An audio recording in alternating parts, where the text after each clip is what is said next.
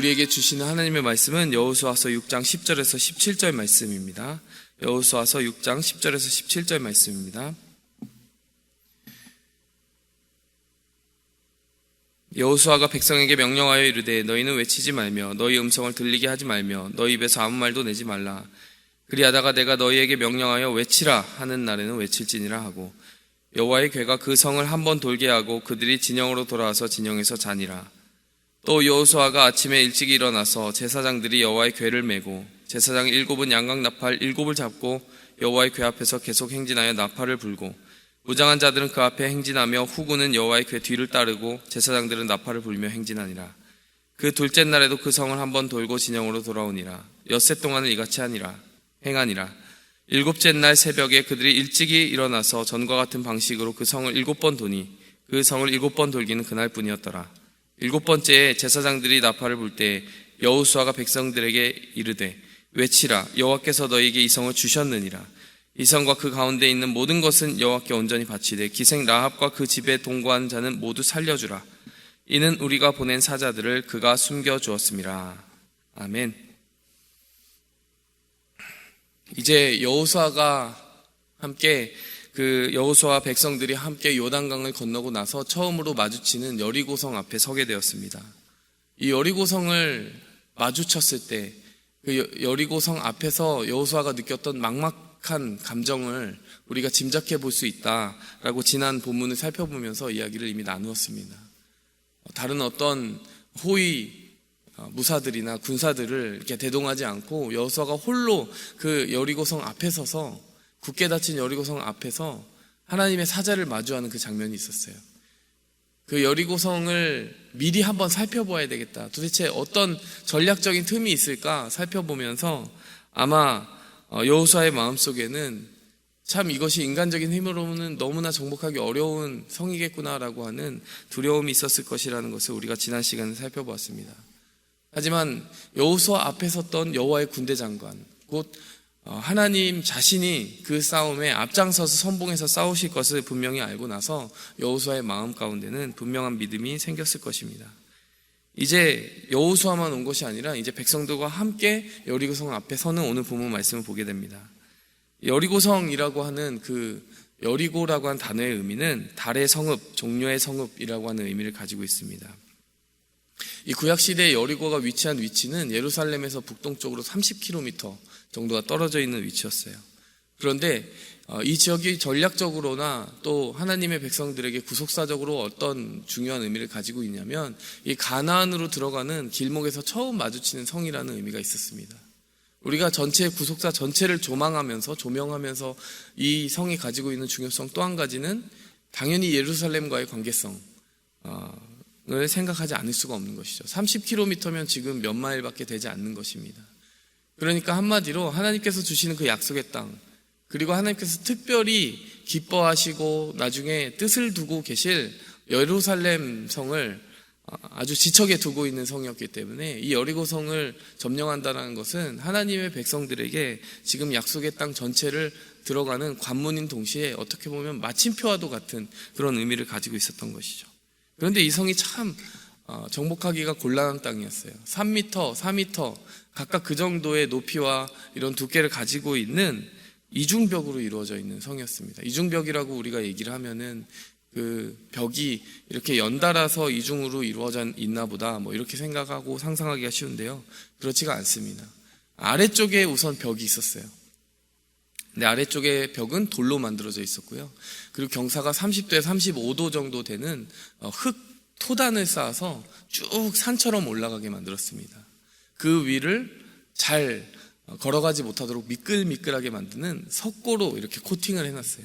그리고 그 위쪽에 또 한 벽이 나타나는 거예요. 그러니까 벽이 평지에서 평지로 이어지는 방식으로 이중벽이 아니라 평지에 한 곳을 쌓아놓고 위로 언덕을 쌓은 후에 그 위에 벽을 하나 더 쌓는, 그 위에 벽은 이제 벽돌로 쌓여져 있는 것이죠. 그러니까 이제 그 성을 공략하려고 올라가면 너무나 미끄러지고 그 성에 올라가기가 굉장히 어렵게 만든 거예요. 또 석고다 보니까 이제 올라가는 병사들이 얼마나 잘 보이겠습니까? 그리고 위에서 아래로 공격을 하게 된다면은 뭐 그 화살을 맞고 그대로 제압당하기가 너무나 쉬운 구조가 되어 있는 것이죠. 그러니까 공성전을 펼치게 된다면 그 성을 수성하는 입장에서는 그 성을 공략하는 사람들을 잡아버리기 너무나 쉬운 구조가 되어 있었던 것입니다. 정말 어려운 성이었어요. 그래서 오늘 이 본문 말씀을 통해서 우리가 살펴볼 수 있는 것은 이 성을 어떻게 하나님이 정복하게 하셨는가, 그리고 그 성을 정복하게 하는 과정 속에서 이 믿음의 백성들에게 무엇을 요구하셨는가라고 하는 것을 보면서 정말 우리의 힘으로 되지 않는 계획, 우리의 힘으로는 답이 나오지 않는 그 삶의 문제들을 하나님이 어떻게 풀어가게 하시는지 그 계획들을 볼 수 있다는 것을 기대해야 합니다. 오늘 본문 말씀이 크게 이런 구조로 되어 있어요. 1절에서 5절까지는요, 하나님이 주시는 계획입니다. 여호와께서 여호수아에게 이르시되, 이게 6장 2절 말씀이에요. 그래서 그것이 이제 5절까지 하나님께서 전략을 분명히 이야기해 주십니다. 엿새 동안 하루씩 돌고 7째 날에는 7번 돌고, 그리고 양각 나팔과 함께 백성들이 외치는 것, 그러면 성이 무너져 내리리니, 그리고 백성들은 그 앞으로 올라가야 한다, 이렇게 이야기하시는 거죠. 그리고 나서 6절에서 11절은 그 계획을 말씀해 주신 그대로 실행하는 그 단계가 나옵니다. 여호수아가 하나님께 들은 그 계획을 그대로 백성들에게 이야기합니다. 첫 번째로는 제사장들에게 그 지시를 내리고요, 제사장의 앞 뒤에 호위하게 되는 군사들에게, 그리고 그 뒤를 따르는 백성들에게 이런 계획으로 진행될 것이다 라고 하는 것을 이야기해 줍니다. 그리고 12절에서 19절까지는 이제 6절에서 11절에 한 번 돌았습니다. 한 번 돌았는데 그 한 번 돈 것을 12절에서 19절은 계속해서 진행하고, 마지막 날에는 라합의 가정을 이제 어떻게 할 것인가에 대한 마지막 당부를 하는 장면으로 이렇게 크게 3단락으로 나누어져 있습니다. 그러니까 계획을 주시고, 계획을 실행하고, 계획을 진행하고, 마지막으로 이루는 그 3단락으로 이루어져 있습니다. 이제 오늘 우리가 이 말씀들을 살펴보면서 하나님이 주시는 여러 가지 메시지 중에 하나는 무엇이냐면, 하나님께서는 기다리는 자, 하나님의 계획과 하나님의 실행을 기다리는 자를 기뻐하시고 그러한 자를 사용해서 이김을 주신다라고 하는 것을 우리가 생각할 수 있습니다. 오늘 본문 말씀 10절을 보면요, 여호수아가 백성에게 명령하여 이르되 너희는 외치지 말고 너희 음성을 들리게 하지 말라. 제가 앞서 말씀드린 그 구조를 다시 생각해 보시기 바랍니다. 6장 1절에서 5절까지는 하나님이 직접 주신 계획이고, 6절에서 그 이후에 6절에서 11절까지는 그 계획을 여호수아가 백성들에게 전달하는 장면이었습니다. 그러니까 하나님이 주신 계획과 백성들에게 전달된 계획이 틀리면 안 되잖아요. 그런데 약간의 차이를 보이는 부분이 바로 이 부분입니다. 10절 말씀이에요. 그러니까 앞부분에 하나님이 주신 계획에는 지금 이 10절 말씀의 지침이 들어가 있지 않습니다. 10절 말씀에 있는 이 지침은 여호수아 장군이, 지금 여호수아가 백성들에게 별도로 준 것이죠. 백성들에게 뭐라고 이야기하냐면, 이 모든 과정 속에서 너희의 음성을 들리게 하지 말라, 너희 입에서 아무 말도 내지 말라, 이렇게 이야기합니다. 하나님께서는 그렇게 이야기한 부분이 없고요, 하나님께서 주신 지침 속에는 오히려 이제 오직 한 번씩 도는 것, 양각 나팔을 부는 것, 그리고 이렇게 무너져 내릴 때 올라가는 것, 이 정도로 간단하게 설명하셨습니다. 근데 여호수아는 왜 지금 6장 10절의 말씀을 여기에 넣었을까요? 저는 이렇게 생각이 듭니다. 우리가 어떤 하나님의 일을 하고 하나님의 약속을 성취함에 있어서 우리의 입술을 지키는 것, 우리의 믿음의 입술을 지키는 것이 우리 편에서 굉장히 중요한 일이라는 사실을 여호수아가 많이 체험한 것 같아요. 일찍이 가데스 바네아 평지에서 정탐꾼으로 부름받았던 것이 여호수아의 어떻게 보면 본격적으로 등장하는 장면 중에 하나 아닙니까? 근데 그때 같이 정탐하러 올라갔던 많은 사람들이 그 땅을 악평합니다. 하나님께서 그 땅을 주시겠다고 약속했던 약속과 상반되는 리포트를 하게 되는 거예요. 자기의 입술로 하나님이 주신 약속을 허물어버리는 불신의 말을 하게 됩니다. 10명이 그렇게 악평을 하고 오직 갈렙과 여호수아만 하나님께서 이루시고자 하는 일들을 이루실 것이다라고 하는, 그리고 그 땅이 선하고 아름답고 하나님 주신 그 땅이 맞다라고 하는 긍정의 선포를 하게 되는 것이죠. 여러분, 우리의 입술로서 하나님이 주신 약속을 지키는 것은 우리가 치러내야 되는 싸움입니다. 하나님은 약속하십니다. 그런데 그 약속을 받는 우리는 아멘, 하나님께서 그 일대로 그 뜻대로 능력대로 이루실 것입니다 라고 하는 입술의 전쟁을 치러야 되는 것이죠. 여러분, 지금 여호수아가 별도로 이 백성들에게 명령하고 있는 이유는요, 분명히 백성들 가운데 그런 이야기가 나올 것이기 때문이다, 그런 걱정을 하고 있는 것 같아요. 분명히 한번 생각해 보십시오. 이 성을 어떻게 점령할지 이제 군사들을 모으고, 그들 중에 가장 힘센 용사들을 먼저 모으고, 그들이 어떻게 스파이가 되어서 그곳을 침투하고 성문을 내부에서부터 열 것인가, 뭐 이런 정도의 전략을 구상하고 전략 회의를 하는 것이 좀 자연스럽지 않습니까? 인간의 이성으로는 그렇습니다. 그런데 지금 이제 하나님께 받아서 전한 그 말씀의 내용이 무엇입니까? 그 성을 그냥 돌아야 된다라고 이야기하지 않습니까? 분명히 백성들 중에서는 어떤 전략적인 회의도 없이 그 성을 돌기만 하는 그 모든 과정이 굉장히 이상하게 생각되고, 그것에 대하여 불평하는 사람들이 생길 것이 분명했기 때문에 지금 여호수아는 그 모든 과정 속에서 너희의 음성을 들리지 말라라고 이야기를 하는 것이죠. 어떤 사전에 판단을 내리지 말라는 것입니다. 오직 하나님의 약속을 진득하게 기다리면서 바라보라는 그런 취지에서 지금 이 말씀을 준 것입니다.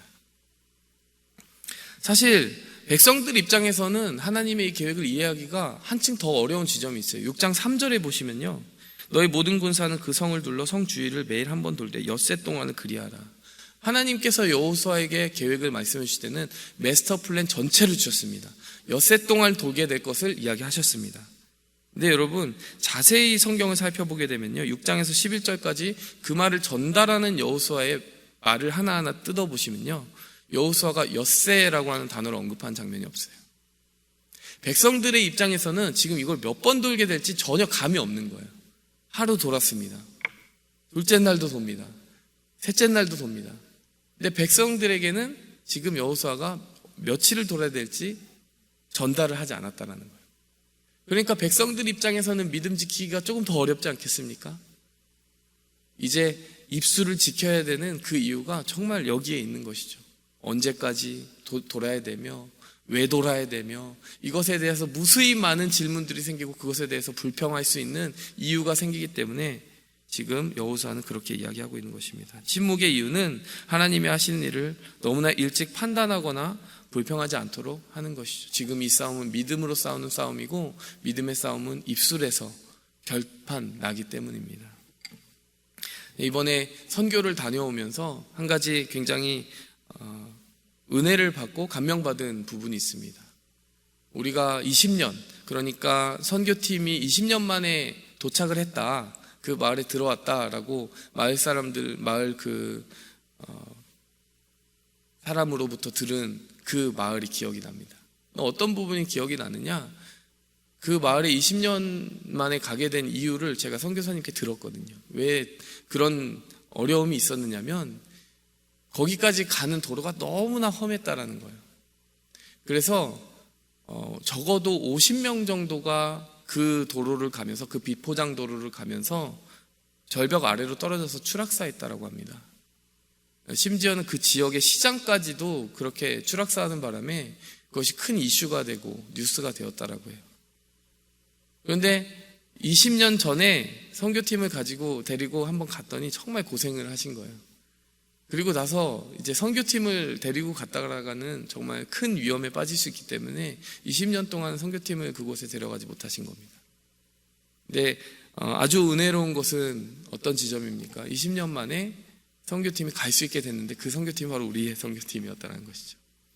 근데 그 부분만 은혜로운 것이 아니라 그 비포장도로가 그대로 있는 상태에서 우리가 갔다면 그건 역시 위험한 일이었겠지만, 저희 선교팀이 가기 전에 1년 전에 그 도로가 다 포장되고 완성이 되었다는 거예요. 그 점이 은혜가 되었습니다. 그 점만 은혜가 된 것이 아니라 저는 그 20년이라는 시간을 생각하면서 20년을 그 땅을 지그시 계속해서 바라보고 묵상하고 있었을 선교사님의 마음을 생각해 봤어요. 어떤 사람들에게는 그렇게 20년 동안 그 지역을 가지 못하면 저긴 갈 수 없는 곳이라고 이렇게 카테고리를 만들어 놓았을 수도 있거든요.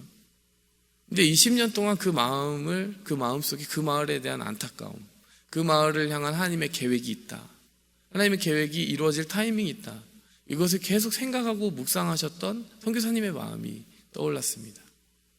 그러면서 그 마음이 우리 그리스도인들의 마음이 되어야 되지 않을까. 그리고 우리 한국 땅을 밟았던 많은 선교사님들의 마음이 아니었을까. 이런 생각을 해보게 되는 것이죠. 그러면 우리에게도요, 하나님이 그 약속을 이루시는 우리가 이해할 수 없는 방식이 있고 우리가 이해할 수 없는 타이밍이 있습니다. 그때까지는 어쩌면 우리의 판단을 내려놓고 우리가 하나님이 하실 일을 믿음으로 지그시 바라보면서 믿음의 끈을 놓지 않는 것이 우리의 믿음의 싸움의 본질이고 전부일 때도 있는 것이죠. 여러분, 우리에게 그렇게 오래 참아서 기다리고 긴 호흡을 가지고 믿음의 싸움을 쌓아야 되는 여리고가 보인다면 여러분, 하나님께서 우리를 그 침묵의 자리로 부르십니다. 근데 그 침묵은요, 비생산적인 침묵이 아니라 기도가 함께하는 침묵입니다. 그 마음속에서 하나님 하실 일을 믿습니다. 신뢰합니다. 주님의 방법을 믿습니다. 주님의 타이밍을 믿습니다. 이렇게 묵묵히 기도하며 나아간 자에게 하나님께서 반드시 그때를 주시고 그때에는 우리가 절대 무너지지 않을 것이라고 생각했던 그 성이 우리 앞에서 무너져 내리는 것을 보여주실 줄 믿습니다. 하나님께서 그러한 예배자로 살아가기 원하는 우리 모두의 기도를 받으시고 하나님께서 기쁘게 우리의 삶 가운데 그 약속을 이루어 주시기를 오늘 하루 기도합니다. 함께 기도하겠습니다. 하나님 아버지, 감사합니다. 여호와 앞에 잠잠하고 참아 기다리라. 자기 길이 형통하여 악한 꾀를 이루는 자 때문에 불평하지 말지어다. 하나님, 주님께서 우리에게 주신 이 믿음의 땅을 나아감에 있어서 우리에게 정말 여러 가지 시험이 되고 어려움이 되고 우리의 마음을 낙담시키는 그런 수많은 공격들이 시시때때로 우리를 찾아옵니다.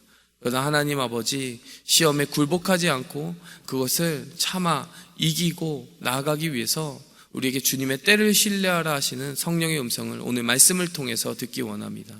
우리의 눈에 보기에, 우리의 판단하기에 그 땅이 어떻게 보이든, 나의 삶의 상황과 형편이 어떻게 보이든 하나님이 이루실 우리가 설명할 수 없는 방법과 타이밍이 있음을 우리의 마음속에 깊이 새기며 나아가게 도와주시옵소서. 그리하여 그때가, 믿음으로 기다린 그때가 찾아왔을 때 하나님 행하시는 일을 간증할 수 있는 그러한 특별한 자리 가운데 우리가 세움받을 수 있도록 우리의 믿음을 지켜주시옵소서. 예수님의 이름으로 기도하였습니다. 아멘. 하늘에 계신 우리 아버지여, 이름이 거룩히 여김 받으시오며 나라의 임하옵시며 뜻이 하늘에서 이룬 것 같이 땅에서도 이루어지이다. 오늘날 우리에게 일용할 양식을 주옵시고 우리가 우리에게 죄 지은 자를 사하여 준 것 같이 우리 죄를 사하여 주옵시고 우리를 시험에 들게 하지 마옵시고 다만 악에서 구하옵소서. 대개 나라와 권세와 영광이 아버지께